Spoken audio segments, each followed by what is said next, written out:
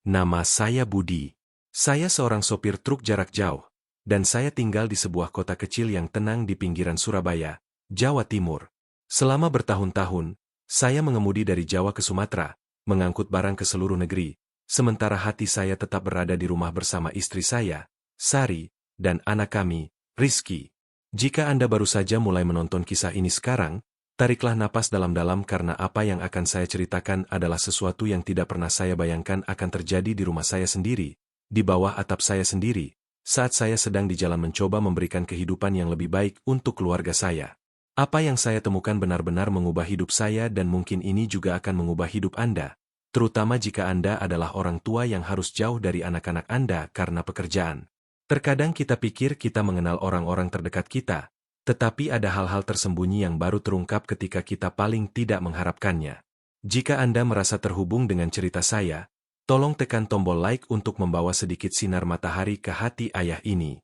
Berlangganan ke channel Budi Sopir Truk agar Anda tidak ketinggalan kisah hidup saya berikutnya dan beritahu saya di kolom komentar dari mana Anda menonton video ini dan jam berapa sekarang di tempat Anda. Ini benar-benar membuat saya sangat senang untuk mengetahui dari sudut negara atau dunia mana yang mendengarkan saya dan jam berapa Anda menyaksikan ini. Semuanya hampir dimulai ketika saya melihat perubahan dalam perilaku Rizky. Dia selalu menjadi anak yang ceria, tipe anak yang akan berlari dan memeluk saya begitu saya tiba dari perjalanan, anak yang akan menceritakan segala yang terjadi di sekolah, anak yang tertawa terbahak-bahak menonton kartun di televisi. Anak saya adalah energi murni, kegembiraan murni. Setidaknya begitulah yang saya ingat tentang dia. Setelah perjalanan yang lebih panjang, hampir 3 minggu di jalan, saya menyadari ada sesuatu yang berbeda.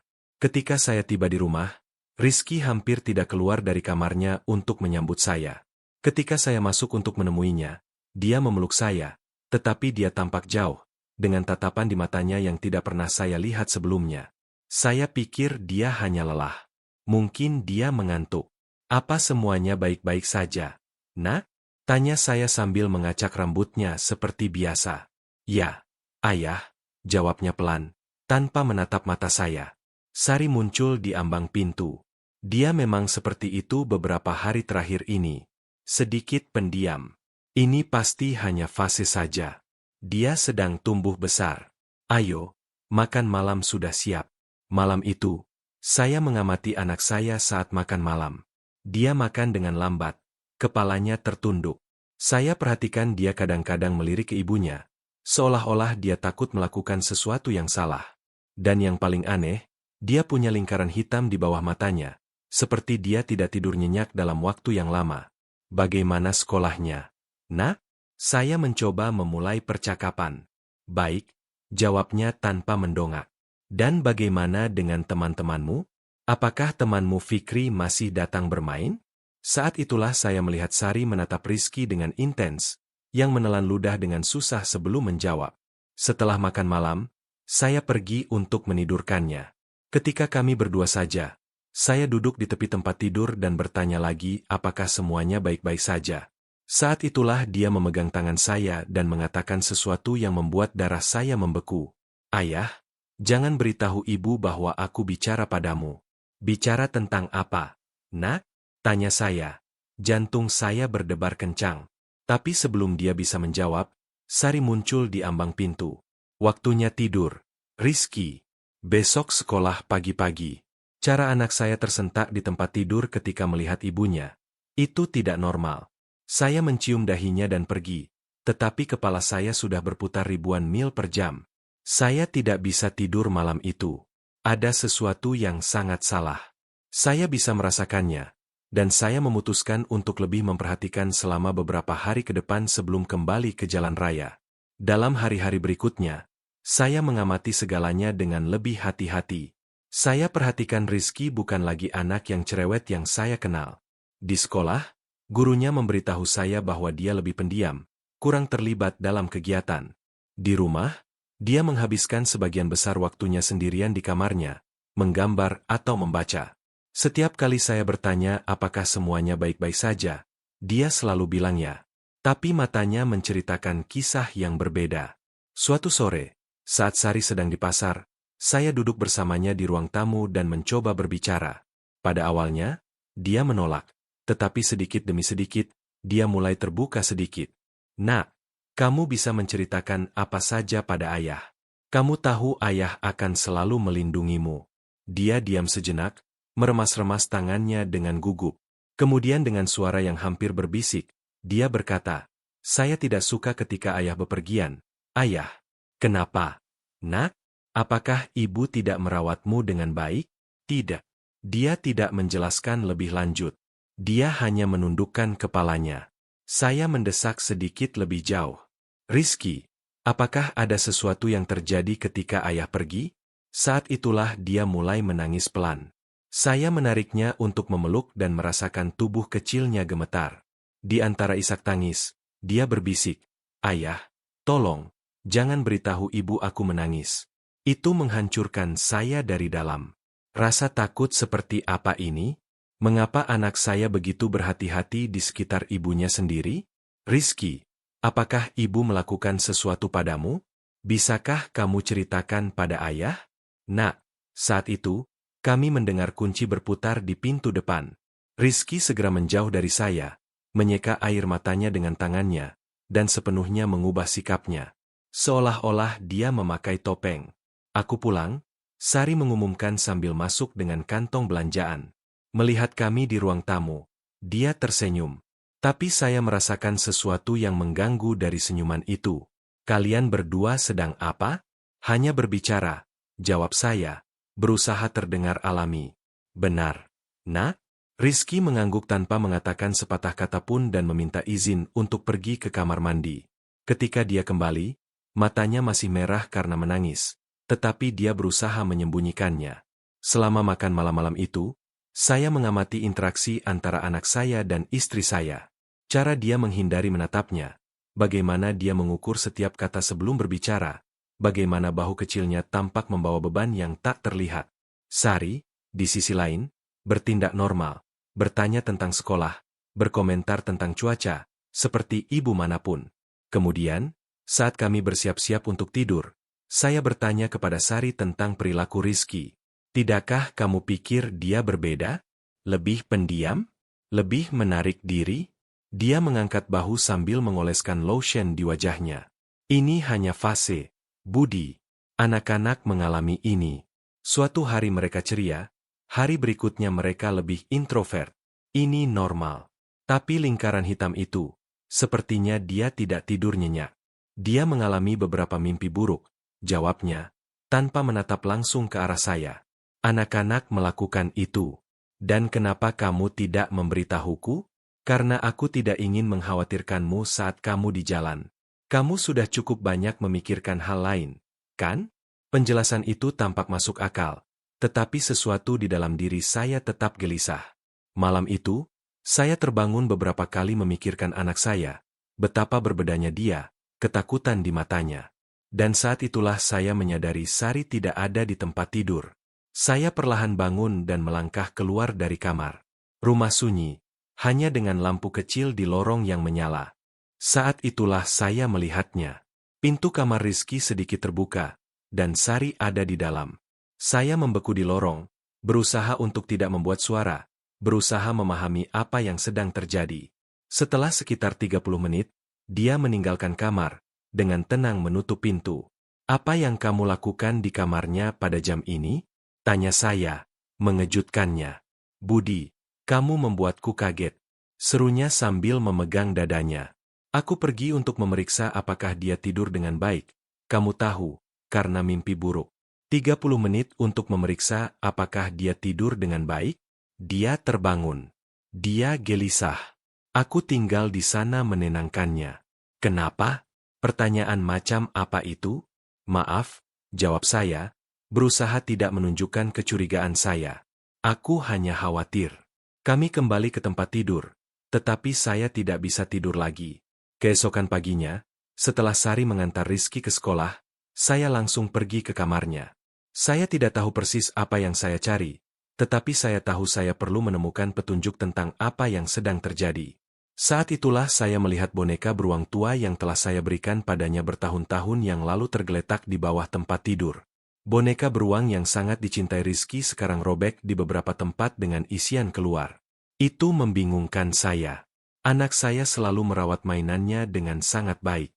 Ketika saya mengambilnya, saya melihat sesuatu yang lebih mengganggu lagi. Ada noda gelap di kain yang tampak seperti air mata yang mengering. Malam berikutnya, saya sengaja tetap terjaga. Dan sekali lagi, sekitar pukul 11 malam, Sari diam-diam keluar dari tempat tidur kami dan pergi ke kamar Rizky. Kali ini, saya menunggu beberapa menit dan menyelinap ke pintu, mencoba mendengar apa yang terjadi di dalam. Saat itulah saya mendengar suara tangisan yang teredam. Anak saya menangis pelan. Seolah-olah dia sangat takut untuk membuat kebisingan. Disiplin. Saya mendengar Sari berkata dengan nada rendah dan tegas. Ini untuk kebaikanmu sendiri. Apa yang terjadi di balik pintu itu? Disiplin macam apa yang membuat anak saya menangis di tengah malam? Pada saat itulah saya membuat keputusan yang akan mengubah hidup kami selamanya. Keesokan paginya, dengan alasan bahwa saya perlu mengurus beberapa urusan perusahaan, saya meninggalkan rumah lebih awal. Kepala saya dipenuhi dengan pikiran dan keraguan. Apakah saya bereaksi berlebihan? Apakah ini benar-benar hanya fase, seperti yang diklaim Sari? Tapi tangisan yang teredam itu, ketakutan itu, di mata anak saya tidak bisa menghilangkannya. Saya mengemudi ke toko di pusat kota dan masuk ke toko elektronik. Seorang pemuda melayani saya, dan saya menjelaskan bahwa saya memerlukan kamera kecil yang mudah dipasang dan dapat saya akses dari handphone saya. Apakah ini untuk keamanan rumah, Pak? Tanya pegawai toko itu. Ya, jawab saya, merasakan benjolan di tenggorokan saya. Untuk keamanan anak saya. Saya meninggalkan toko dengan kamera mikro yang bisa dengan mudah disembunyikan. Pegawai toko menjelaskan cara memasangnya dan cara mengaksesnya melalui aplikasi di handphone saya. Saya tidak pernah berpikir saya akan sampai pada titik memasang kamera tersembunyi di rumah saya sendiri untuk memantau istri saya sendiri. Tetapi kesejahteraan anak saya lebih penting daripada apapun. Ketika saya kembali ke rumah, Sari sedang di dapur menyiapkan makan siang. Rizky ada di sekolah. Ini waktu yang sempurna.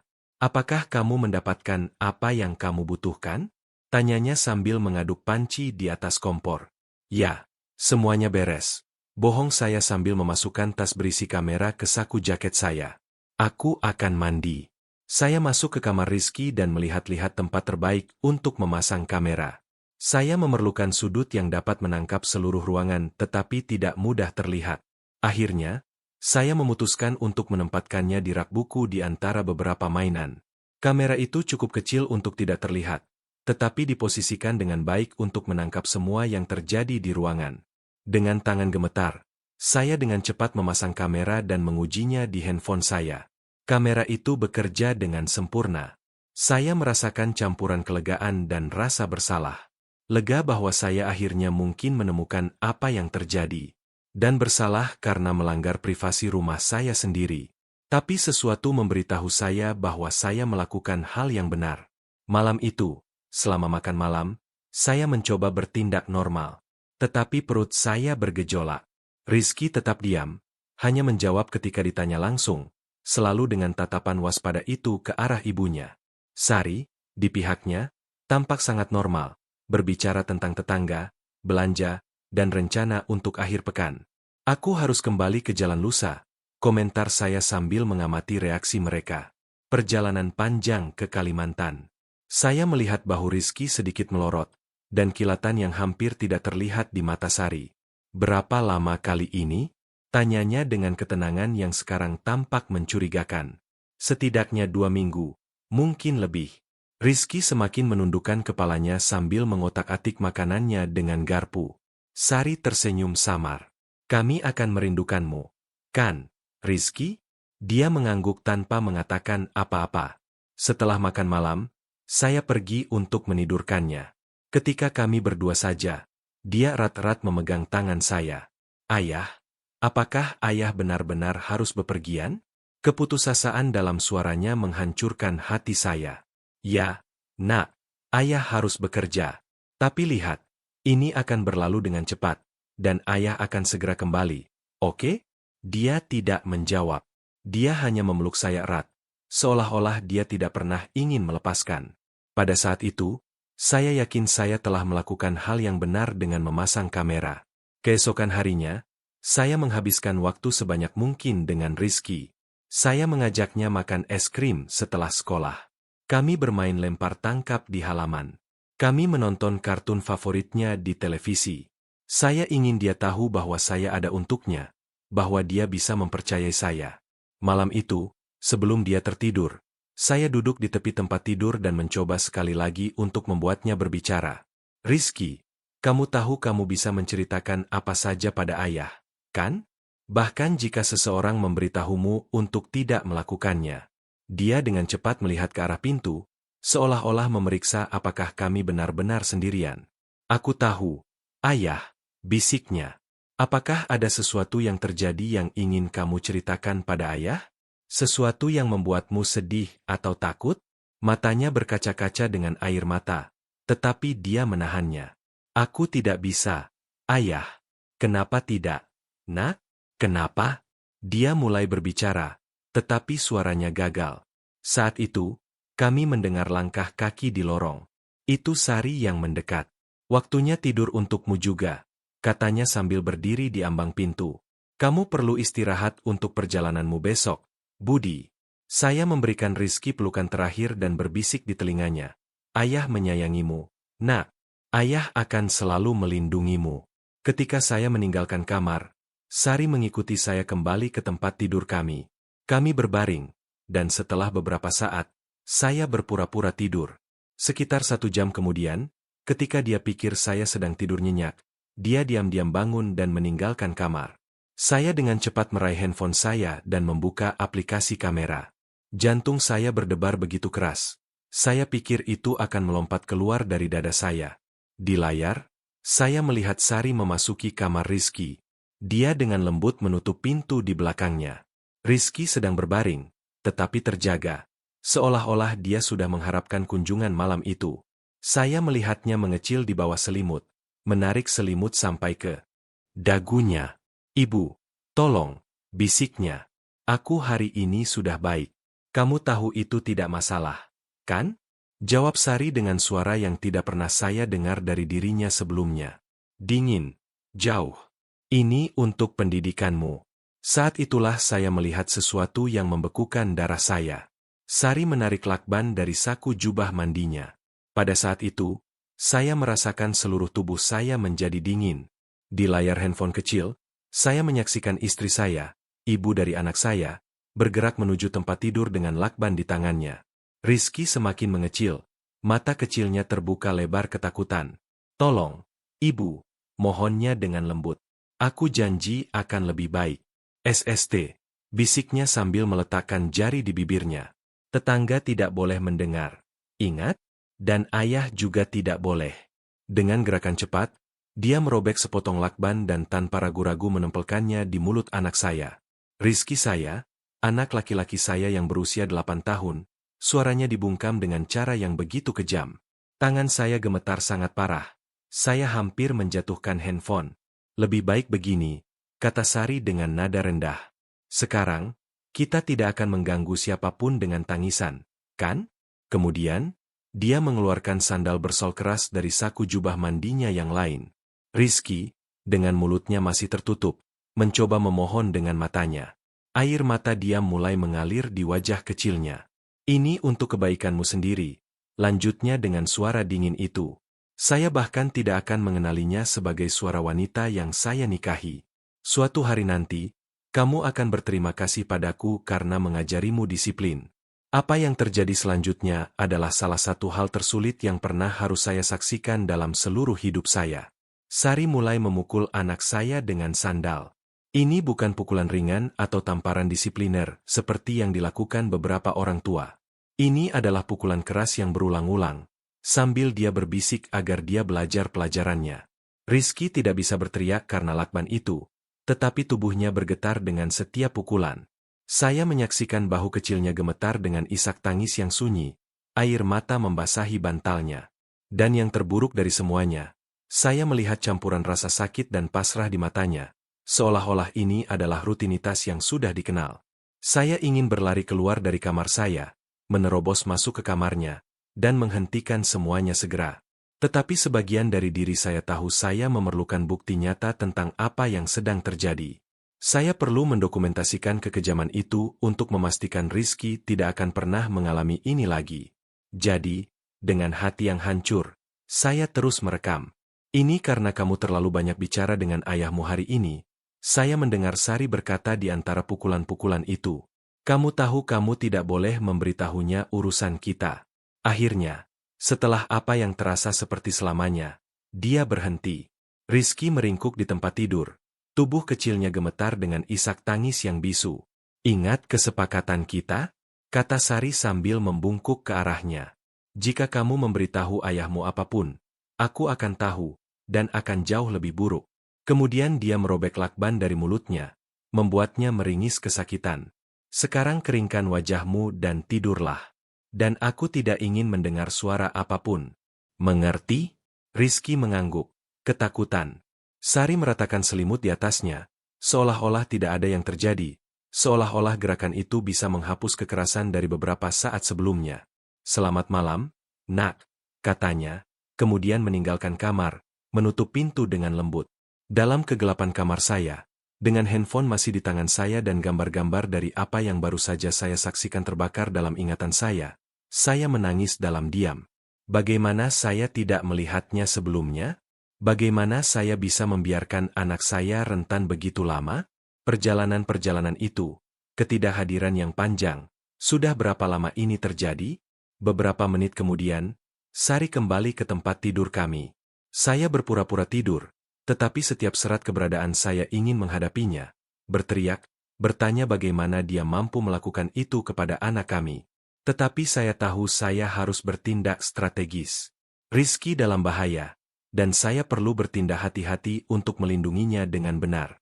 Saya menghabiskan sepanjang malam terjaga, memeriksa kamera secara berkala. Saya menyaksikan bagaimana Rizky, setelah ibunya pergi, menangis dalam diam sambil memeluk boneka beruang yang rusak. Saya menyaksikan bagaimana dia akhirnya tertidur, kelelahan, dan saya berjanji pada diri sendiri bahwa saya akan melakukan segalanya untuk mengeluarkan anak saya dari situasi itu. Keesokan paginya, saya bangun sebelum Sari dan membuat sarapan untuk Rizky. Ketika dia muncul di dapur dengan lingkaran hitam yang sama dalam dan ekspresi yang kalah, hati saya hancur. Saya mencoba bertindak normal, tetapi yang bisa saya pikirkan hanyalah gambar-gambar dari malam sebelumnya. Apakah kamu tidur nyenyak? Nak? Tanya saya, berusaha tidak menunjukkan apa yang saya rasakan. Ya, ayah, jawabnya secara otomatis, tanpa menatap mata saya. Rizky, panggil saya sambil berjongkok ke tinggi badannya. Lihat ayah. Dia perlahan mengangkat matanya, dan saya bisa melihat semua ketakutan dan rasa sakit yang terkandung di sana. Ayah sangat menyayangimu, kata saya sambil memegang tangan kecilnya, dan ayah akan melakukan segalanya untuk melindungimu. Apakah kamu percaya pada ayah?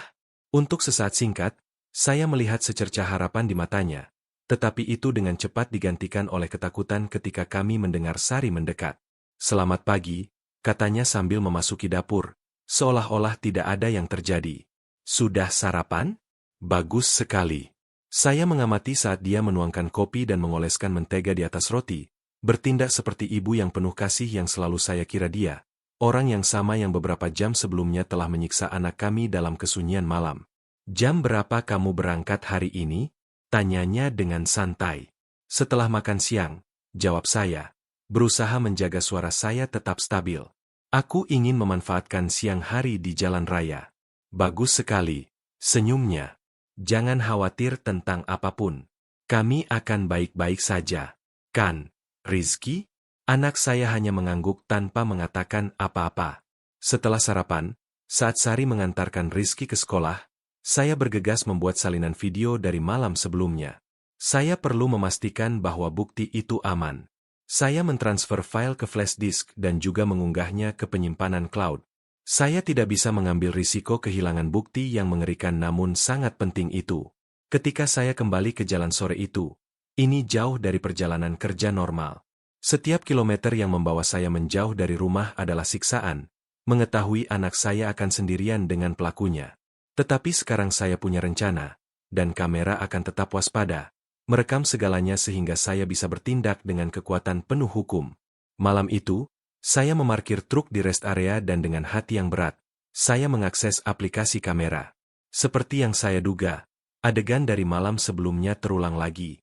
Sari memasuki kamar, menutup pintu, dan ritual penyiksaan dimulai lagi. Menangislah dengan tenang. Saya mendengarnya berkata saat dia memasang lakban di mulut anak saya. Ayahmu tidak boleh pernah tahu ini. Saat itulah saya membuat keputusan yang akan mengubah hidup kami selamanya. Saya tidak bisa menunggu sampai saya kembali dari perjalanan. Anak saya tidak akan menghabiskan malam lagi di rumah itu. Dengan tangan gemetar dan air mata di mata saya menelepon kakak ipar saya, kakak Sari. Adi selalu menjadi pria yang dapat diandalkan, selalu menyayangi Rizky dengan tulus, dan meskipun dia adalah kakaknya, saya mempercayainya. Budi, semuanya baik-baik saja? Kamu biasanya tidak menelepon selarut ini, jawabnya dengan nada khawatir. Adi, aku butuh bantuanmu, kata saya, berusaha mengendalikan suara saya. Ini darurat. Ini tentang Rizky. Apa yang terjadi? Apakah dia sakit? Tidak. Lebih buruk dari itu. Aku butuh kamu pergi ke rumahku sekarang dan bawa Rizky keluar dari sana. Buat alasan apapun. Katakan kamu perlu membawanya ke tempatmu untuk alasan tertentu. Apa saja. Tolong bawa anakku menjauh dari Sari. Budi, kamu membuatku takut. Apa yang sedang terjadi? Adi, aku tidak punya waktu untuk menjelaskan semuanya sekarang. Aku di jalan raya, hampir 8 jam dari rumah. Bisakah aku mempercayaimu? Ada jeda keheningan di ujung telepon yang lain. Kemudian dengan suara serius, dia menjawab, ya, kamu bisa mempercayaiku. Aku akan pergi menjemput Rizky sekarang juga. Terima kasih. Hela napas saya dengan sedikit rasa lega. Ketika kamu sudah membuatnya aman, telepon aku, dan tolong jangan beritahu Sari apapun. Saya menutup telepon dan menatap handphone saya, berdoa agar Adi bisa mengeluarkan anak saya dari rumah itu secepat mungkin. Sementara itu, saya kembali ke jalan, mengemudi langsung ke rumah. Saya tidak peduli tentang pengiriman, pekerjaan, apapun. Saya hanya ingin pulang ke rumah dan melindungi anak saya. 1,5 jam kemudian, handphone saya berdering. Itu Adi. Budi, aku punya Rizky di rumahku sekarang. Aku bilang ke Sari bahwa aku butuh bantuannya merakit hadiah kejutan untuk Dewi, karena ulang tahunnya akan datang. Dia sedikit curiga, tapi dia membiarkannya pergi. Kami di rumah bersama Dewi. Saya menutup mata sejenak, diam-diam bersyukur. Bagaimana keadaannya? Diam. Agak ketakutan. Dia sudah bertanya tentangmu beberapa kali. Bisakah aku bicara dengannya? Tentu. Tunggu sebentar. Saya mendengar suara kegaduhan, dan kemudian suara anak saya. Ayah? Hei, nak, kata saya merasakan emosi membengkak di dalam diri saya. Apakah kamu baik-baik saja di sana dengan Om Adi? Aku baik-baik saja, jawabnya dengan lembut. Ayah, apakah ayah akan datang menjemputku? Iya, nak. Ayah sedang mengemudi pulang sekarang. Ayah akan sampai secepat mungkin. Baiklah, ayah. Sementara itu, kamu tinggal di sana dengan Omo. Dia akan menjagamu. Baik, katanya. Dan saya bisa mendengar kelegaan dalam suaranya. Ayah, terima kasih. Ucapan terima kasih yang sederhana itu menghancurkan hati saya. Anak saya berterima kasih kepada saya karena mengeluarkannya dari situasi yang penuh kekerasan, seolah-olah dia tidak pantas dilindungi, seolah-olah diperlakukan dengan bermartabat adalah sebuah kebaikan. Ayah sangat menyayangimu. Rizky, kita akan segera bersama. Setelah berbicara dengan anak saya, Adi kembali ke telepon. Budi, maukah kamu memberitahuku apa yang sedang terjadi? Rizky sangat ketakutan untuk pulang ke rumah. Apa yang dilakukan Sari?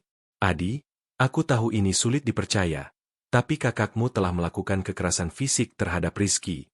Aku punya bukti video. Ada keheningan panjang. Ini tidak mungkin benar. Sari tidak akan melakukan itu.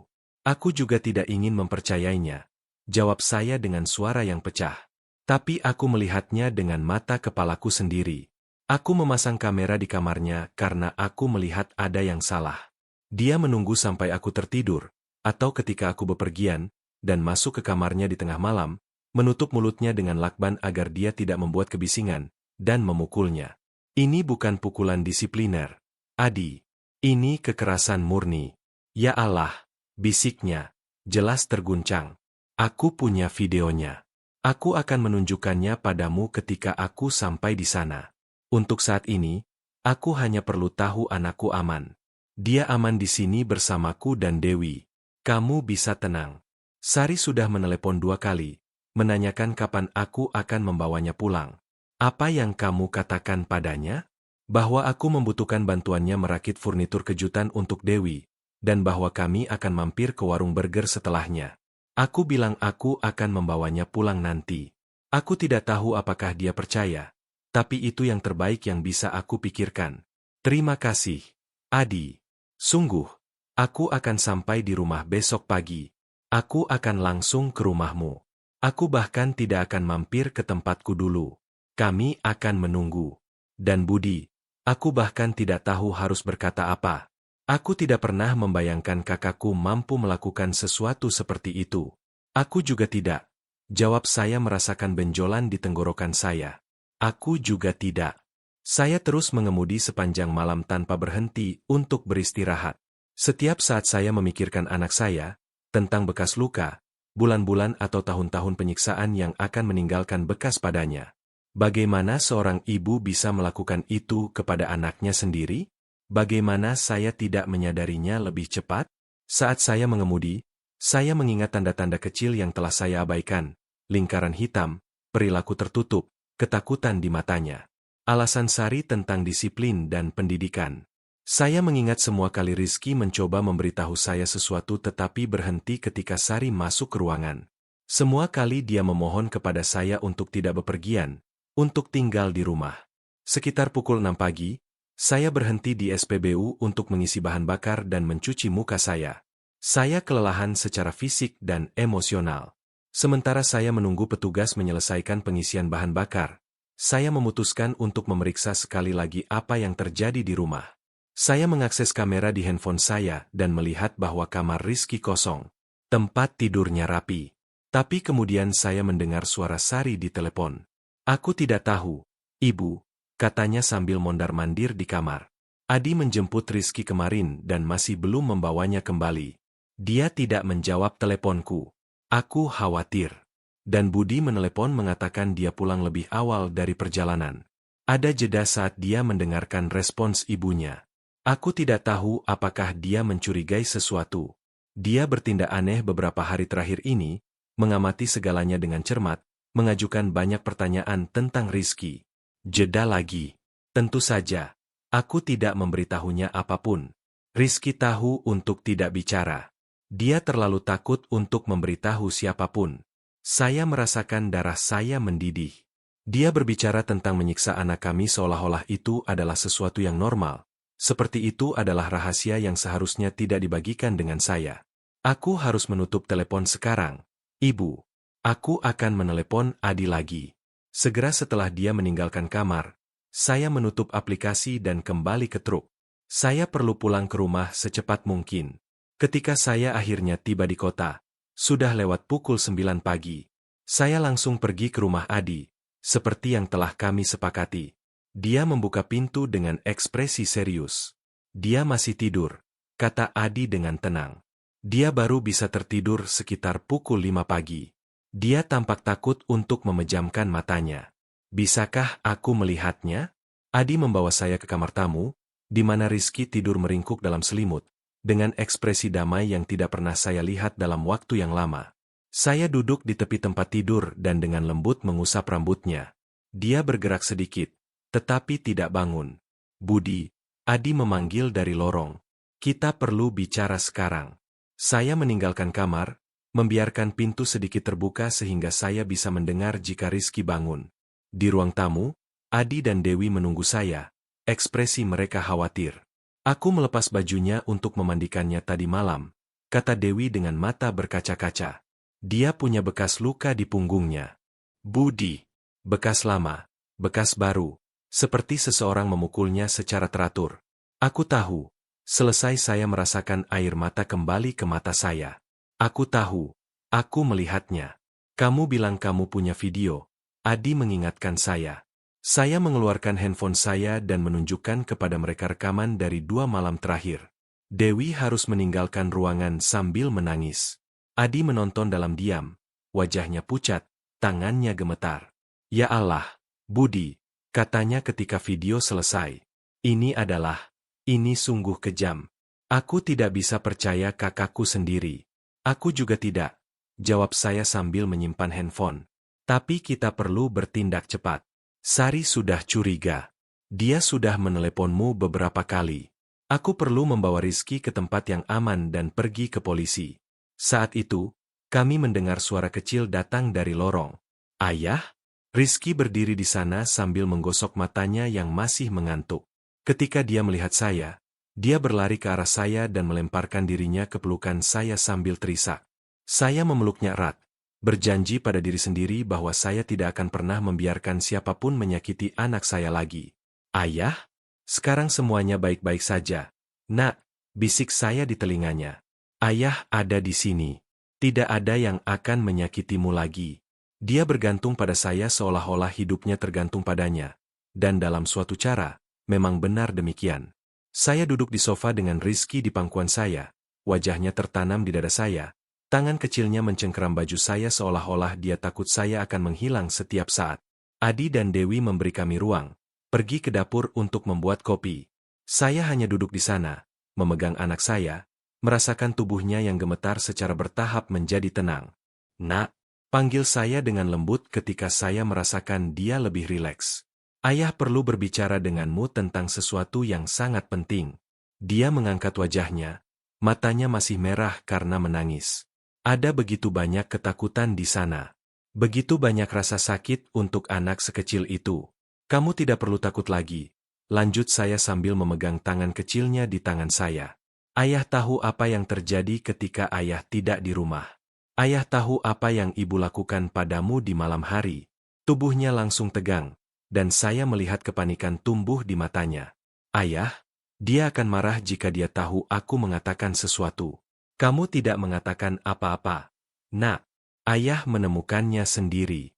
Saya menjelaskan, berusaha menenangkannya. Ayah memasang kamera di kamarmu sebelum ayah bepergian. Ayah melihat semua yang terjadi. Rizky menatap saya, bingung, mencoba memproses apa yang saya katakan. Ayah melihat? Ayah melihat. Nak, ayah melihat semua yang dia lakukan padamu. Lakban di mulutmu. Pukulan-pukulan itu. Dia menundukkan kepalanya seolah-olah dia malu. Maafkan aku, ayah. 2 kata itu menghancurkan saya. Anak saya meminta maaf karena menjadi korban penyiksaan. Saya memegang wajahnya di tangan saya, membuatnya menatap saya. Rizky, dengarkan baik-baik apa yang ayah akan katakan. Kamu tidak melakukan apapun yang salah. Tidak ada apa-apa. Apa yang ibu lakukan padamu itu salah. Sangat salah. Tidak ada orang dewasa, bahkan orang tua, yang diizinkan untuk menyakiti anak seperti itu. Apakah kamu mengerti itu? Dia mengangguk perlahan, tetapi saya melihat keraguan masih di matanya. Bertahun-tahun manipulasi dan ketakutan tidak akan terhapus dengan beberapa kata. Sudah berapa lama ini terjadi? Nak? Dia menggigit bibirnya, ragu-ragu. Sejak ayah mulai melakukan perjalanan yang lebih panjang. Dia bilang itu untuk mengajariku menjadi anak yang baik saat ayah pergi. Dia bilang jika aku memberitahu siapapun, tidak ada yang akan mempercayaiku. Bahwa dia akan mengatakan aku berbohong untuk mendapatkan perhatian. Saya menutup mata sejenak, merasakan rasa sakit fisik, memikirkan bahwa ini telah terjadi begitu lama, praktis selama setahun penuh, dan saya tidak menyadarinya. Semua perjalanan itu, semua malam itu, saya meninggalkan anak saya sendirian dengan pelakunya. Dan ketika saya di rumah, apakah dia melakukan ini juga? Dia menggelengkan kepalanya. Tidak sebanyak itu. Hanya ketika ayah tidur. Dia akan menunggu sampai ayah benar-benar tidur nyenyak dan datang ke kamarku. Tetapi lebih cepat karena dia takut ayah akan bangun dan mendengar sesuatu. Saya mengingat semua kali saya bangun dan mendapatinya kembali ke tempat tidur sambil mengklaim dia pergi ke kamar mandi atau mengambil air. Semua pagi itu, saya menemukan Rizky terlihat kalah, dengan lingkaran hitam dan tanpa energi. Bagaimana saya bisa begitu buta? Ketika dia memukulmu, kenapa dia bilang dia melakukan itu? Rizky mengangkat bahu. Kadang-kadang karena aku terlalu banyak bicara padamu. Atau karena aku meninggalkan tas sekolahku di tempat yang salah. Atau karena aku tidak menghabiskan semua makan malamku. Dia berhenti sejenak, menelan ludah. Tapi sebagian besar waktu, dia bilang dia tidak perlu alasan, bahwa itu agar aku bisa belajar menjadi kuat. Setetes air mata keluar dari mata saya, dan saya dengan cepat menyekanya. Saya perlu kuat untuk dia sekarang. Rizky, lihat ayah, minta saya sambil menunggu matanya bertemu dengan mata saya. Mulai hari ini sudah berakhir. Kamu tidak akan pernah mengalami ini lagi. Tidak akan pernah. Ayah janji padamu. Dan ibu, dia akan sangat marah ketika dia tahu ayah tahu. Jangan khawatir tentang dia. Kamu tidak akan pernah sendirian dengannya lagi. Saat itu, Adi kembali ke ruang tamu sambil membawa baki dengan susu coklat hangat dan kue kering. Dewi datang di belakangnya. Matanya masih merah karena menangis. Lihat, Rizky, kata Adi sambil memaksakan senyum. Tante Dewi membuatkan susu coklat hangat untukmu. Rizky melihat ke Baki, lalu ke arah saya, seolah-olah meminta izin. Silakan, nak, kamu pasti lapar. Dia turun dari pangkuan saya dan pergi duduk di meja di mana Dewi membantunya menuangkan coklat ke dalam gelas berwarna-warni. Sementara dia makan, Adi memberi isyarat kepada saya untuk mengikutinya ke halaman belakang.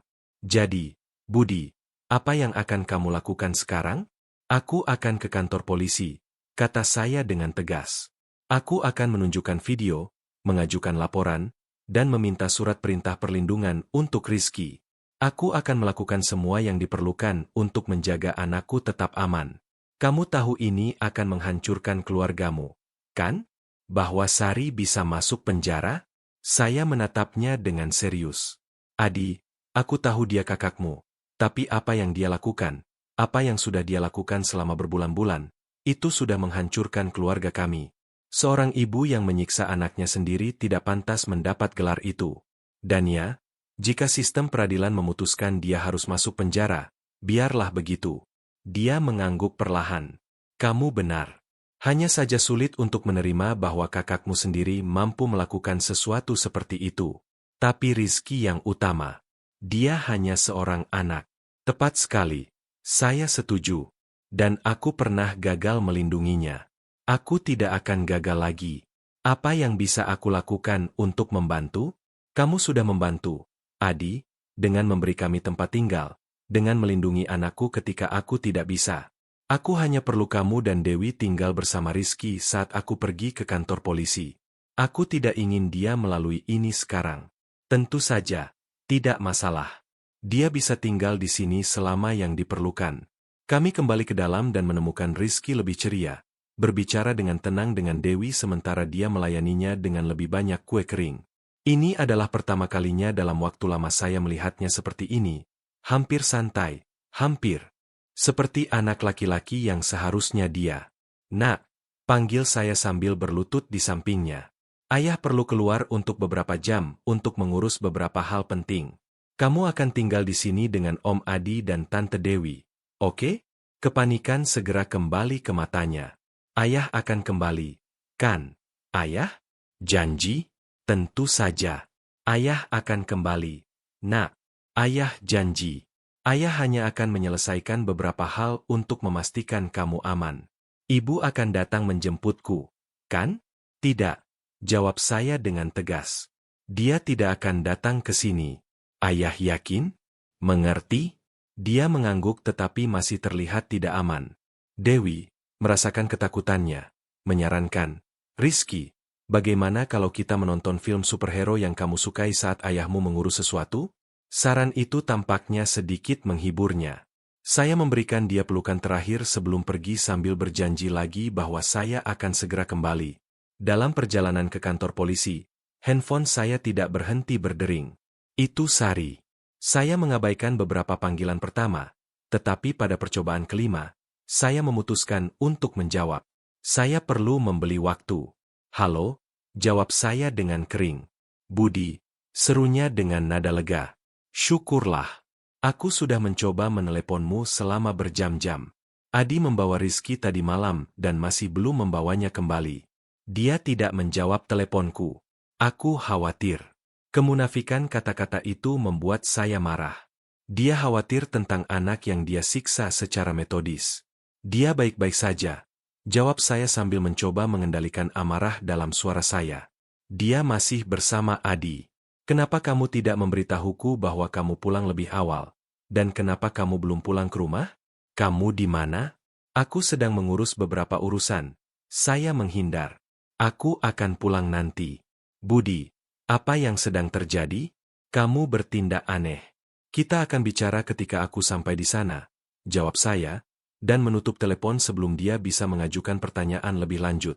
Di kantor polisi, saya ditemui oleh seorang penyidik yang mendengarkan cerita saya dengan penuh perhatian dan keseriusan. Ketika saya menunjukkan video, dia menggelengkan kepalanya, jelas terganggu. Pak Budi, ini adalah kasus serius kekerasan dalam rumah tangga terhadap anak di bawah umur, jelasnya. Kami akan mengambil semua tindakan yang diperlukan. Pertama, kami akan mengajukan laporan dan meminta surat perintah perlindungan darurat untuk menjauhkan istri Anda dari anak. Dan bagaimana dengan hak asuh anak saya? Anda dapat segera mengajukan hak asuh sementara proses berlangsung.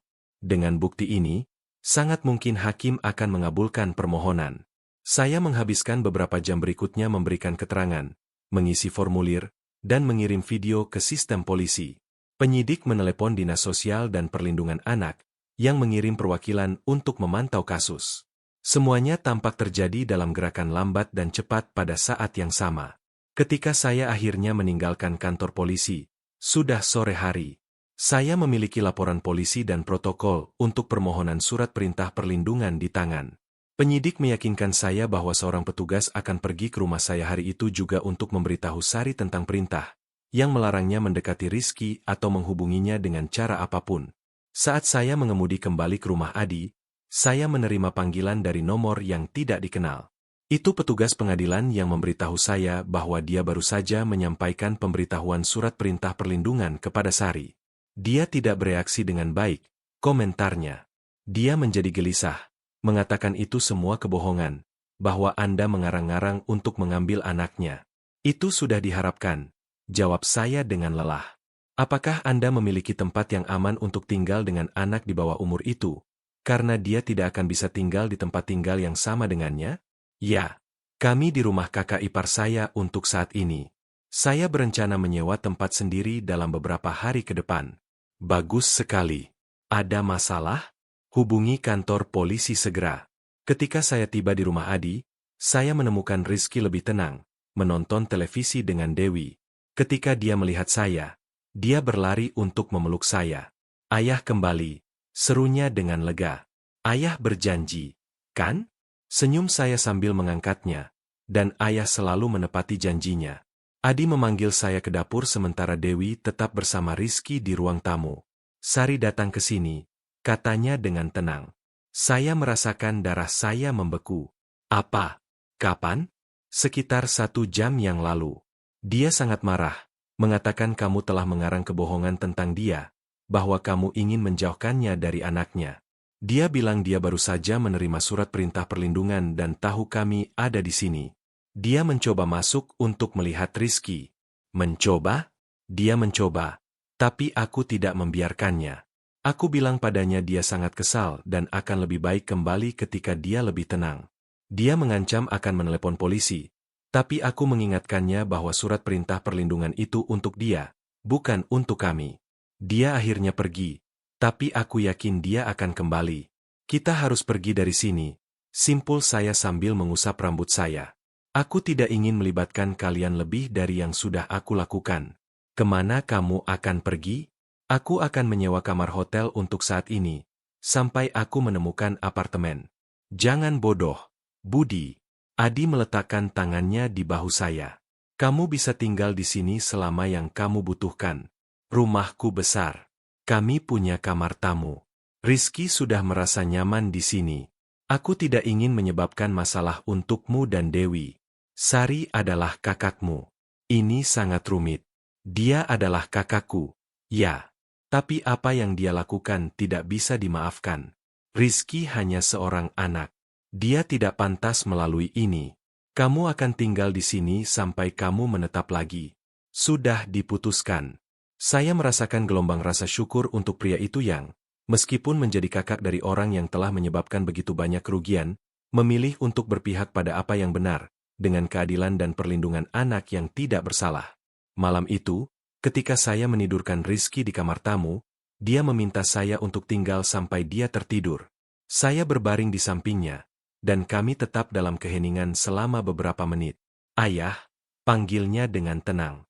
Ibu tidak akan menyakitiku lagi, kan? Tidak. Nak, tidak akan pernah lagi. Janji saya sambil memegang tangan kecilnya. Ayah akan melindungimu. Selalu. Dia sangat marah karena ayah tahu. Aku pikir begitu. Tapi itu tidak masalah lagi. Yang penting adalah kamu sekarang aman. Dia diam untuk beberapa saat lagi. Kemudian dia berbisik, kamu tahu, ayah, aku berdoa setiap malam agar ayah mengetahuinya. Aku sangat takut untuk memberitahu ayah. Saya merasakan air mata kembali ke mata saya. Ayah sangat menyesal tidak mengetahuinya lebih cepat. Nak, ayah sangat menyesal. Itu bukan salah ayah, katanya dengan kebijaksanaan di luar usianya. Ibu bilang itu rahasia kami, bahwa semua orang akan berpikir aku berbohong. Bahkan ayah akan berpikir aku mengarang-ngarang. Ayah tidak akan pernah berpikir begitu, Rizky. Tidak akan pernah. Kamu selalu bisa menceritakan semuanya pada ayah. Ayah akan selalu percaya padamu. Dia tersenyum samar. Senyuman tulus pertama yang saya lihat di wajahnya dalam waktu yang lama. Segera setelah itu, dia tertidur sambil memegang tangan saya. Saya tinggal di sana, menonton anak saya tidur dalam damai. Mungkin untuk pertama kalinya dalam beberapa minggu, dan saya bersumpah akan melakukan segalanya untuk membangun kembali kehidupan kami dan mengembalikan masa kecil yang pantas dia dapatkan. Keesokan harinya, saya menerima panggilan dari pengacara saya, yang saya sewa untuk menangani kasus hak asuh. Dia punya kabar. Pak Budi, hakim telah mengabulkan permohonan Anda untuk hak asuh sementara. Anda memiliki hak asuh eksklusif atas Rizky sampai kasus ini diputuskan. Istri Anda akan berhak atas kunjungan dengan pengawasan jika Anda setuju, tetapi hanya di lokasi netral dan dengan profesional yang ditunjuk dari pengadilan. Saya merasakan beban besar terangkat dari bahu saya. Ini hanya awal dari pertempuran hukum yang panjang.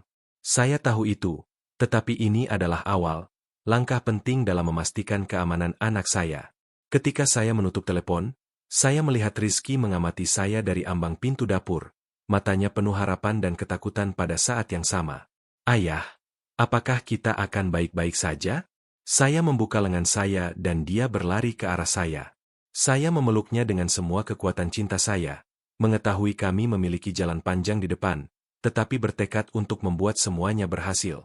Ya, nak, ayah janji padamu, kita akan baik-baik saja. Minggu-minggu berikutnya adalah minggu-minggu penyesuaian dan penyembuhan. Kami menyewa apartemen kecil dekat rumah Adi dan Dewi, yang terus menjadi tempat perlindungan aman kami. Saya harus membuat keputusan sulit tentang pekerjaan saya.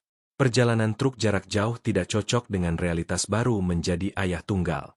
Saya berbicara dengan bos saya dan berhasil mengatur kesepakatan. Saya mulai hanya melakukan pengiriman regional yang memungkinkan saya pulang ke rumah setiap malam. Rizky mulai terapi 3 kali seminggu. Dr. Ratna, psikolog, berspesialisasi dalam trauma masa kanak-kanak dan memiliki banyak pengalaman dengan anak korban kekerasan dalam rumah tangga. Pada awalnya, anak saya enggan untuk berbicara, tetapi perlahan dia mulai terbuka, mengekspresikan ketakutan dan rasa sakitnya dengan cara yang bisa diproses oleh pikiran kecilnya. Suatu sore, setelah sesi yang sangat intens, Dr. Ratna meminta untuk berbicara dengan saya sendirian. Pak Budi, Rizky membuat kemajuan, tetapi traumanya dalam, jelasnya dengan serius. Dia hidup sekitar 1 tahun dalam teror yang konstan, selalu takut pada saat ibunya akan masuk ke kamar untuk menyakitinya. Apakah dia akan mengatasi ini suatu hari nanti? Tanya saya dengan cemas. Anak-anak sangat tangguh ketika mereka memiliki dukungan yang memadai. Senyumnya samar. Fakta bahwa Anda bertindak cepat ketika Anda menemukan penyiksaan itu sangat penting. Banyak anak menjadi korban selama bertahun-tahun karena orang dewasa di sekitar mereka tidak percaya atau memilih untuk tidak melihat. Seharusnya saya menyadarinya lebih cepat, kata saya sambil merasakan beban rasa bersalah yang masih saya bawa. Pelaku sangat terampil dalam menyembunyikan tindakan mereka, Pak Budi. Dan dari apa yang Rizky ceritakan kepada saya, ibunya terus-menerus mengancamnya untuk memastikan kesunyiannya. Dia memilih momen ketika Anda tidak ada, atau ketika dia percaya Anda tidak akan menyadarinya. Ini adalah tipikal pelaku. Saya memikirkan semua perjalanan, semua malam yang saya habiskan jauh dari rumah, meninggalkan anak saya rentan. Saya akan mengubah pekerjaan saya secara permanen. Tidak ada lagi perjalanan jarak jauh. Itu keputusan penting, angguknya. Kehadiran konstan orang dewasa yang protektif sangat mendasar untuk pemulihan Rizky. Dia perlu merasa aman, untuk tahu bahwa dia bisa mempercayai Anda untuk ada di sana. Saya akan selalu ada di sana, janji saya. Dan mengenai kunjungan dengan pengawasan, hakim memberikan hak itu kepada Sari, dan saya tidak tahu bagaimana Rizky akan bereaksi melihat ibunya. Dokter Ratna menghela napas. Itu masalah yang rumit.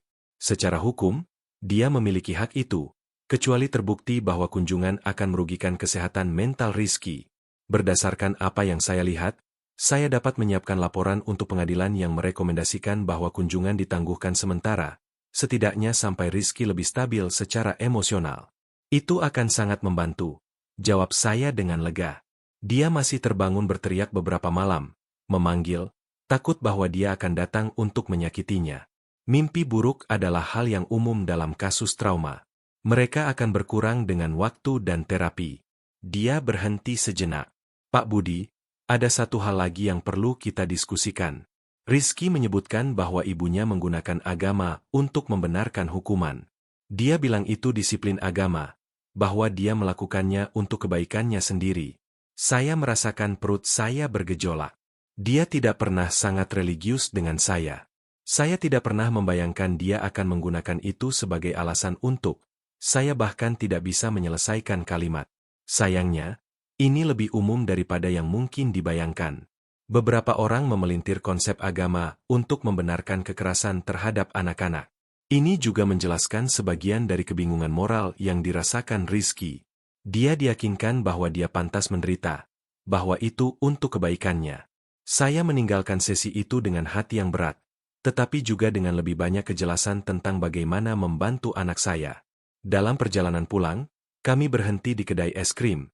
Ritual kecil yang telah kami tetapkan setelah sesi terapi. Ini adalah cara kami untuk mengubah hari yang berpotensi sulit menjadi hari yang berakhir dengan nada positif.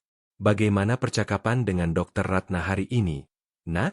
Tanya saya saat dia menjilati es krim coklatnya. Bagus, jawabnya. Lebih terbuka daripada biasanya. Dia mengajariku cara bernapas dengan cara khusus ketika aku mulai merasa takut. Dan apakah itu berhasil? Dia mengangkat bahu. Kadang-kadang, ketika bukan ketakutan yang sangat besar. Dan ketika itu ketakutan yang sangat besar. Apa yang kamu lakukan? Aku memikirkan ayah, katanya dengan sederhana. Aku berpikir bahwa sekarang ayah akan melindungiku. Kata-kata sederhana itu membuat mata saya berkaca-kaca. Saya melingkarkan lengan saya di bahunya dan menariknya mendekat. Selalu, nak, selalu. Malam itu, sementara Rizky tidur, Adi datang untuk berkunjung.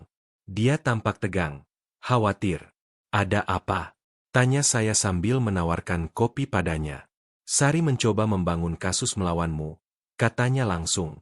Dia pergi ke rumah ibu kami hari ini, dan aku ada di sana. Dia bilang dia akan membuktikan bahwa kamu adalah ayah yang tidak hadir, bahwa kamu selalu meninggalkan pengasuhan Rizky di tangannya saat kamu bepergian, dan bahwa sekarang kamu menggunakan tuduhan palsu untuk mengambil anaknya. Tuduhan palsu? Ulang saya dengan tidak percaya. Aku punya video. Adi. Video dia menyiksa anak kita. Aku tahu. Dia mencoba menenangkan saya. Aku hanya memberitahumu apa yang dia rencanakan.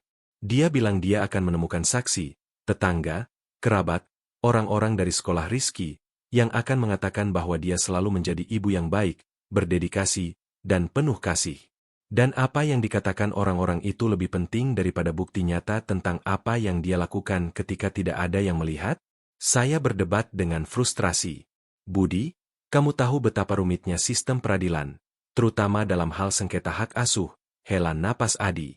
Dia memanfaatkan fakta bahwa kamu menghabiskan banyak waktu jauh dari rumah untuk bekerja. Saya mengusap wajah saya dengan lelah. Itulah mengapa aku sudah mengubah rutinitas kerjaku. Aku sekarang hanya melakukan pengiriman lokal. Itu bagus, angguk Adi. Itu akan membantu menunjukkan kepada hakim bahwa kamu berkomitmen pada kesejahteraan Rizky. Tapi aku seharusnya tidak harus membuktikan itu, bantah saya. Aku bukan orang yang memukul anakku setiap malam, menutup mulutnya dengan lakban agar tidak ada yang mendengar. Teriakannya. Adi menghela napas dalam-dalam dengan menyesal. Aku tahu ini keterlaluan, tapi dia adalah ibunya. Sayangnya, dalam banyak kasus, sistem cenderung memihak ibu, bahkan ketika ada bukti penyiksaan. Kamu harus bersiap untuk pertempuran yang sulit. Aku siap menghadapi apapun yang diperlukan untuk anakku. Dalam hari-hari berikutnya, saya menerima pemberitahuan bahwa Sari telah mengajukan permohonan untuk mencabut surat perintah perlindungan dan hak asuh sementara. Seperti yang telah diperingatkan Adi kepada saya, dia membangun kasus berdasarkan ketidakhadiran saya yang dianggap sebagai ayah karena perjalanan kerja. Mengikuti saran pengacara saya mulai mendokumentasikan rutinitas baru kami dengan teliti. Saya mengantar Rizky ke sekolah setiap pagi dan menjemputnya setiap sore. Saya menghadiri semua sesi terapinya. Saya berpartisipasi dalam pertemuan sekolah. Kami pergi jalan-jalan bersama di akhir pekan. Saya mengambil foto, menyimpan kwitansi, dan meminta pernyataan dari sekolah dan psikolog. Di rumah, Rizky terus mengalami mimpi buruk sesekali, tetapi frekuensinya semakin berkurang. Sedikit demi sedikit, dia kembali menjadi anak laki-laki yang ceria yang saya ingat, meskipun dia masih memiliki momen ketakutan mendadak atau kesedihan yang dalam. Suatu malam, saat membantu dia dengan pekerjaan rumahnya, dia mengajukan pertanyaan yang membuat saya terkejut. Ayah, ibu tidak mencintaiku, kan? Saya meletakkan pensil yang saya pegang dan berbalik sepenuhnya ke arahnya. Kenapa kamu bertanya seperti itu? Nak? Dia mengangkat bahu, tetapi saya bisa melihat dia menahan air mata. Karena dia menyakitiku dengan sangat buruk. Kamu hanya menyakiti orang yang tidak kamu cintai, kan? Bagaimana menjelaskan sesuatu yang begitu kompleks kepada anak berusia 8 tahun? Bagaimana membuat dia mengerti bahwa masalahnya bukan pada dirinya, tidak pernah pada dirinya? Rizky, apa yang ibu lakukan padamu tidak ada hubungannya dengan apakah kamu anak yang baik atau buruk, atau apakah dia mencintaimu atau tidak. Ada orang dewasa yang sakit di sini. Saya menunjuk ke kepala saya, dan di sini, saya menunjuk ke hati saya. Mereka melakukan hal-hal yang sangat buruk karena mereka tidak tahu bagaimana menangani perasaan dan masalah mereka sendiri. Jadi ibu sakit? Tanyanya sambil mencoba memahami. Dalam suatu cara, ya. Ini bukan sakit seperti flu atau sakit perut. Ini adalah penyakit yang membuat seseorang menyakiti orang lain, terutama mereka yang tidak bisa membela diri. Dan itu sangat salah. Dia diam sejenak, memproses apa yang saya katakan padanya. Apakah dia akan sembuh? Itu pertanyaan tersulit. Ayah tidak tahu. Nak, beberapa orang berhasil menyadari mereka sakit dan mencari bantuan untuk menjadi lebih baik. Yang lain tidak. Tetapi yang paling penting adalah kamu sekarang aman. Dan ayah akan melakukan semua yang bisa ayah lakukan untuk menjagamu tetap begitu. Dan jika hakim mengatakan aku harus kembali dan tinggal dengannya, tanyanya dengan ketakutan yang jelas dalam suaranya. Itu tidak akan terjadi, yakinkan saya sambil menariknya ke dalam pelukan. Kita punya bukti tentang apa yang dia lakukan, dan kesejahteraanmu adalah yang paling penting bagi hakim. Ditambah lagi, Dr. Ratna membantu menjelaskan kepada pengadilan bahwa kamu butuh waktu untuk merasa aman lagi. Percakapan itu terus bergema di pikiran saya selama berhari-hari. Anak saya, begitu kecil, mencoba memahami mengapa ibunya sendiri telah menundukkannya pada kekejaman seperti itu. Bagaimana seorang anak memproses sesuatu seperti itu? Bagaimana mereka mengatasinya? 2 minggu kemudian, kami menerima kabar. Permohonan Sari untuk mencabut surat perintah perlindungan telah ditolak. Laporan Dr. Ratna, bersama dengan video dan kesaksian Rizky sendiri yang diberikan dalam lingkungan yang terlindungi dengan dukungan psikologis, sangat menentukan. Hakim tidak hanya mempertahankan surat perintah perlindungan, tetapi juga menangguhkan sementara hak untuk kunjungan dengan pengawasan, menentukan bahwa Sari harus menjalani evaluasi psikologis dan perawatan wajib sebelum kontak apapun dengan anaknya dapat dilakukan kembali. Itu adalah kemenangan yang signifikan, tetapi saya tahu pertempuran belum berakhir. Sari tidak akan menyerah dengan mudah, dan kami masih harus menghadapi sidang terakhir untuk menentukan hak asuh permanen. Malam itu, saat Rizky tidur dengan damai untuk pertama kalinya dalam banyak minggu, saya duduk di balkon apartemen kecil kami dan merenungkan semua yang telah kami alami. Penemuan yang mengerikan, penyelamatan yang putus asa, malam-malam mimpi buruk, sesi terapi, pertempuran pengadilan. Ini telah menjadi periode paling sulit dalam hidup kami, tetapi juga awal penyembuhan kami. Saya mendongak ke bintang-bintang dan memikirkan bagaimana masa depan kami sekarang tampak sedikit lebih jelas, sedikit lebih penuh harapan. Rizky mulai tersenyum lagi, bermain, mempercayai. Saya telah menemukan keseimbangan baru antara pekerjaan dan keluarga, memprioritaskan apa yang benar-benar penting. Dan meskipun jalan masih panjang, untuk pertama kalinya dalam waktu yang lama, saya benar-benar percaya kami akan baik-baik saja. Handphone saya bergetar dengan pesan. Itu Adi, mengirim foto yang dia ambil hari itu selama bakaran di rumahnya. Rizky tersenyum sambil memegang marshmallow di atas tongkat di atas panggangan. Matanya bersinar dengan kegembiraan yang tulus yang tidak pernah saya lihat begitu lama.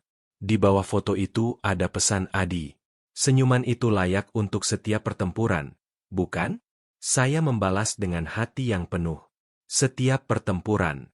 Hari ini, hampir 2 tahun setelah malam yang menentukan itu ketika saya memasang kamera di kamar anak saya, kehidupan kami telah mengambil jalan yang sama sekali berbeda.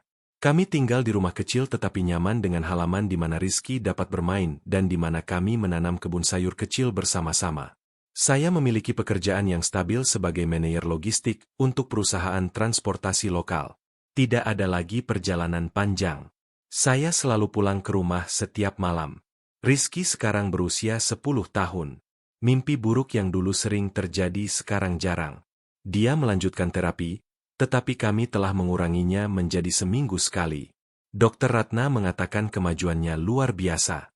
Meskipun beberapa bekas luka emosional mungkin akan tetap bersamanya untuk waktu yang lama, dia telah belajar untuk menangani luka-luka itu, untuk memahami bahwa apa yang terjadi bukan salahnya, dan untuk mengenali tanda-tanda peringatan dan meminta bantuan ketika diperlukan. Di sekolah, anak saya kembali menjadi siswa yang terlibat aktif. Dia telah membuat teman-teman baru dan baru-baru ini bergabung dengan tim sepak bola. Melihat kegembiraan di wajahnya ketika dia mencetak gol, mendengar tawanya yang riang saat bermain dengan teman-teman satu timnya, itu adalah momen-momen yang menunjukkan kepada saya bahwa perjuangan kami layak dilakukan. Adapun Sari, sistem peradilan mengambil jalannya. Setelah banyak sidang dan evaluasi psikologis, dia dinyatakan bersalah atas penganiayaan dan penganiayaan anak. Dia dijatuhi hukuman layanan masyarakat dan perawatan psikiatri wajib, di samping kehilangan definitif hak asuh Rizky. Dia masih mencoba dari waktu ke waktu untuk mendapatkan kembali hak untuk melihat anaknya, selalu mengklaim dia sembuh dan menyesal. Hakim dengan bijaksana mempertahankan keputusan bahwa kontak apapun harus disetujui sebelumnya oleh Rizky dan tim terapeutiknya.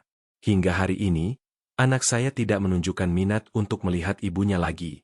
Ketika subjek itu muncul, dia menjadi tenang, penuh pemikiran, dan biasanya mengubah topik. Dokter Ratna menjelaskan bahwa ini normal dan sehat. Dia melindungi dirinya sendiri, menetapkan batasan, sesuatu yang ditolak kepadanya begitu lama. Mungkin suatu hari, ketika dia lebih tua dan siap secara emosional, dia akan memutuskan untuk melanjutkan beberapa bentuk kontak. Tetapi itu akan menjadi keputusannya, kapan dan jika dia siap. Apa yang paling mencolok bagi saya sepanjang perjalanan ini adalah menyadari bagaimana kekerasan dalam rumah tangga terhadap anak-anak dapat terjadi secara diam-diam, tepat di bawah hidung kita. Sari mempertahankan citra sempurna sebagai ibu yang berdedikasi di mata semua orang. Tetangga, keluarga, guru, tidak ada yang akan pernah mencurigai apa yang dia lakukan ketika pintu ditutup. Tidak ada, kecuali anaknya yang ketakutan, yang tidak memiliki suara atau kekuatan untuk membela dirinya sendiri. Saya belajar untuk selalu waspada terhadap tanda-tanda. Perubahan perilaku Rizky bukan hanya fase atau pertumbuhan, seperti yang Sari coba yakini kepada saya. Mereka adalah teriakan diam untuk bantuan yang sayangnya, lambat untuk mendengar. Hari ini, saya jauh lebih pengamat, tidak hanya dengan anak saya, tetapi dengan anak-anak lain di sekitar saya. Saya telah mengidentifikasi situasi yang mencurigakan beberapa kali dan tidak ragu untuk menghubungi pihak berwenang yang kompeten. Lebih baik menyelidiki dan mengetahui semuanya baik-baik saja daripada mengabaikannya dan membiarkan anak lain terus menderita. Di rumah, kami membangun hubungan berdasarkan kepercayaan mutlak. Rizky tahu dia bisa menceritakan apa saja kepada saya tanpa takut akan penilaian atau hukuman. Kami memiliki aturan dan batasan kami, tentu saja, tetapi mereka selalu dibahas dengan rasa hormat dan kasih sayang. Disiplin diajarkan melalui percakapan, konsekuensi logis, dan teladan. Tidak akan pernah melalui kekerasan fisik atau psikologis. Salah satu hal yang paling saya banggakan adalah melihat bagaimana Rizky telah menjadi anak yang empatik dan protektif. Di sekolah, dia sering membela teman sekelas yang diintimidasi atau yang tampak rentan. Semua orang pantas merasa aman. Ayah, katanya kepada saya sekali dengan kebijaksanaan di luar usianya. Baru-baru ini, saya diundang untuk memberikan kesaksian di kelompok dukungan untuk orang tua tunggal yang telah melalui situasi kekerasan dalam rumah tangga. Saya berbagi cerita kami, menyoroti pentingnya waspada terhadap tanda-tanda, mempercayai anak-anak ketika mereka mencoba mengkomunikasikan bahwa ada sesuatu yang salah, dan bertindak cepat ketika ada kecurigaan penyiksaan. Setelah pembicaraan saya, seorang wanita mendekati saya sambil menangis. Dia baru saja menemukan bahwa mantan suaminya menyiksa anak mereka selama kunjungan akhir pekan. Saya memasang kamera setelah melihat perilaku aneh pada anak itu, sama seperti yang Anda lakukan. Kesaksian Anda memberi saya keberanian untuk melanjutkan proses, katanya sambil menekan tangan saya. Mengetahui bahwa mungkin untuk membangun kembali hidup Anda, bahwa anak-anak dapat pulih, itu memberi saya harapan. Dan itulah yang saya bawa dengan saya setiap hari, harapan.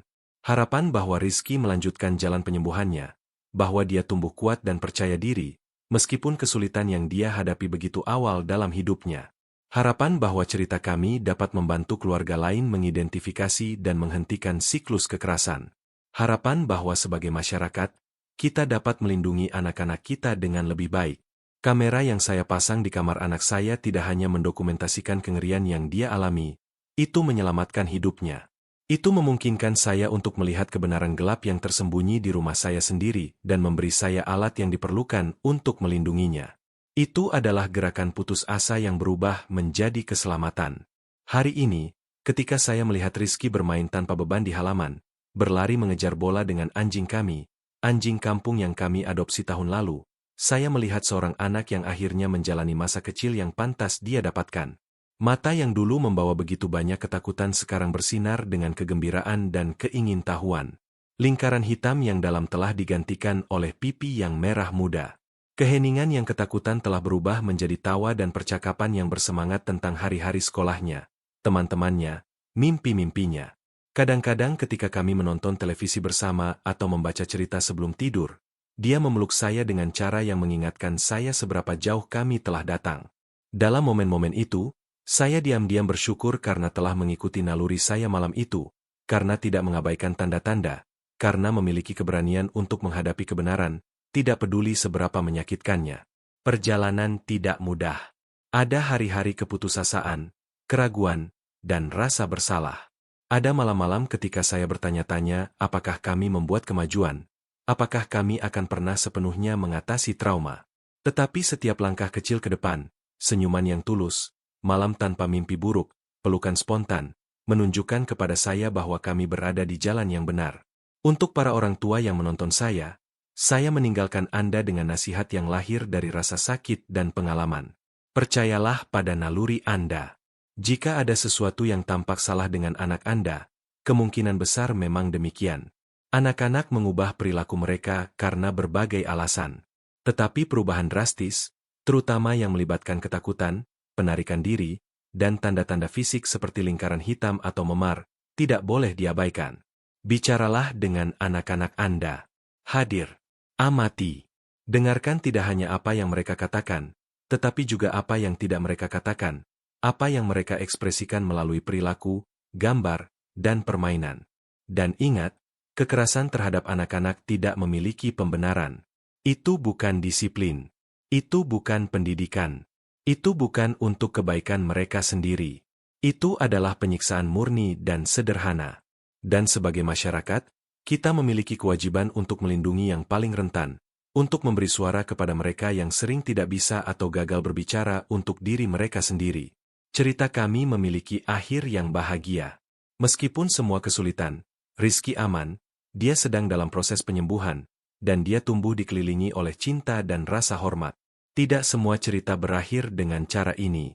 Beberapa anak menghabiskan tahun, dekade, seumur hidup menderita penyiksaan karena tidak ada yang campur tangan, tidak ada yang menyadari, tidak ada yang percaya. Jangan biarkan itu terjadi. Waspadalah. Jadilah suara, jadilah perlindungan yang pantas diterima setiap anak. Jika cerita ini menyentuh hati Anda, berikan like agar ayah ini bisa merasa bahagia. Berlangganan ke channel Budi Sopir Truk sekarang juga agar Anda tidak ketinggalan cerita-cerita berikutnya yang akan saya ceritakan dengan sepenuh hati. Dan beritahu saya di kolom komentar dari mana Anda menonton video ini dan jam berapa sekarang di sana. Jika Anda mengetahui kasus serupa dengan kami atau jika Anda harus membuat keputusan sulit untuk melindungi seorang anak, bagikan pengalaman Anda. Ini membuat ayah ini sangat senang untuk mengetahui dari kota mana Anda menonton dan pada jam berapa Anda menemani saya dan juga untuk dapat bertukar pengalaman yang dapat membantu keluarga lain. Pelukan besar sebesar hatiku. Apakah Anda menyukai cerita saya? Dan dari kota mana Anda mendengarkan? Mari bertemu di kolom komentar. Jika Anda menyukai ceritanya, Anda dapat mendukung saya dengan mengirim super thanks agar saya dapat terus membawakan lebih banyak cerita seperti ini. Terima kasih banyak atas dukungan manis Anda. Saya menantikan komentar Anda tentang cerita ini. Di layar, Anda dapat melihat 2 cerita hidup baru yang sangat saya rekomendasikan. Ada lebih banyak lagi di channel saya. Jangan lupa berlangganan. Sampai jumpa di cerita hidup berikutnya. Dengan cinta dan hormat.